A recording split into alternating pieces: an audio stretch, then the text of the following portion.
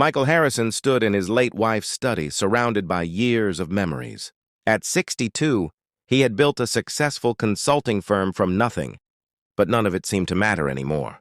Eleanor had been gone for 3 months, and the house felt impossibly empty. He was sorting through her books when a cream-colored envelope slipped from between the pages of her favorite novel. His hands trembled as he recognized Eleanor's elegant handwriting. The letter was dated just weeks before she passed. "My dearest Michael," it began, "if you're reading this, I'm no longer with you. There's something I need you to know. Something I should have told you long ago. But I was afraid. When I was 19, before we met, I had a daughter. I gave her up for adoption. Her name was Sarah. I've carried this secret for 40 years. And it's time you knew the truth. I hired someone to find her last year. She lives in Riverside, works as a waitress, and has a little girl of her own. I never had the courage to contact her, but perhaps you will. The address is enclosed. Please, Michael, if you find it in your heart, let her know she was loved. Always yours, Eleanor." Michael read the letter 3 times, his eyes blurring with tears. Eleanor, his partner of 35 years, had carried this burden alone. He looked at the address written on a separate slip of paper, 412 Maple Street, Riverside. The next morning, he made the 2-hour drive to Riverside. The neighborhood was humble, with small houses that had seen better days. Number 412 was a modest bungalow with peeling paint and a tiny yard where plastic toys lay scattered in the grass. Michael sat in his car for 20 minutes, gathering his courage. Finally, he walked to the door and knocked. A young woman in her early 40s answered, wearing a waitress uniform. Her honey blonde hair was pulled back in a ponytail, and there was something about her eyes, the same warm hazel as Eleanor's, that took his breath away. "Can I help you?" she asked, her voice cautious. "Are you Sarah? Sarah Mitchell?" "Yes, who are you?" "My name is Michael Harrison. I was married to Eleanor Clark. I believe she was your birth mother." Sarah's face went pale. She gripped the doorframe. "Eleanor Clark? How did you— May I come in?" "I have something for you." Sarah nodded slowly and led him into a small living room. The furniture was worn but clean. Children's drawings covered the refrigerator, visible through the kitchen doorway. A little girl, perhaps 4 years old, with golden curls and bright blue eyes, peeked around the corner. "Mama, who is that?" the child asked. "It's okay, Emma. Go play in your room for a bit, sweetheart." Once they were alone, Michael handed Sarah the letter. She read it with shaking hands, tears streaming down her face. "She thought about me?" Sarah whispered. "All these years I wondered if she ever did." "She loved you," Michael said gently.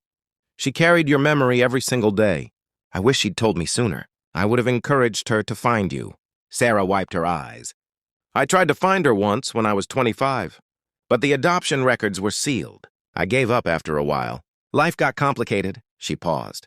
"I worked 2 jobs just to keep this place. Emma's father left when she was a baby. It's been just the 2 of us."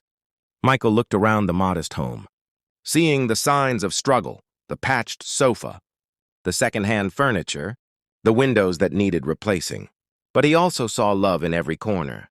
Emma's artwork, photos on the walls, a shelf of well-worn library books. "Eleanor would have wanted to know you," he said.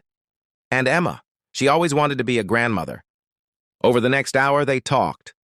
Sarah shared stories of her life, the foster homes, her difficult teenage years, her determination to give Emma a better childhood than she'd had.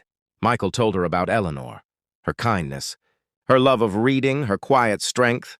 When Michael finally stood to leave, he paused at the door. "Sarah, I'd like to stay in touch. If that's all right with you." Eleanor would have wanted that. "I'd like that too," Sarah said softly. In the weeks that followed, Michael became a regular visitor. He arrived with groceries, helped fix the leaky roof, and spent hours playing with Emma. The little girl called him Mr. Mike and showed him her drawings with unbridled joy. One evening, as Michael pushed Emma on her backyard swing, Sarah sat on the porch steps watching them. She thought about the grandmother Emma would never meet, and the man who had opened his heart to strangers who were now family. "Higher, Mr. Mike, higher!" Emma squealed with delight. Michael laughed, a real laugh, the first in months. He realized that Eleanor had given him one final gift, a reason to live fully again.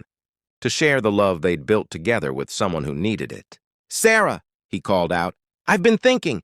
My company has an opening in the office. Good benefits, better pay than the diner. Would you consider it?" Sarah's eyes widened. "Michael, are you sure?" "Eleanor would have insisted," he said with a gentle smile. As the sun set over the small house on Maple Street, three people who had been strangers just weeks before sat together on the porch, bound by love and loss and the unexpected grace of second chances. Michael had found his way back to purpose. Sarah had found the family connection she'd always longed for, and little Emma had found a grandfather figure who would cherish her completely. Eleanor's final act of courage, that hidden letter, had brought healing to them all.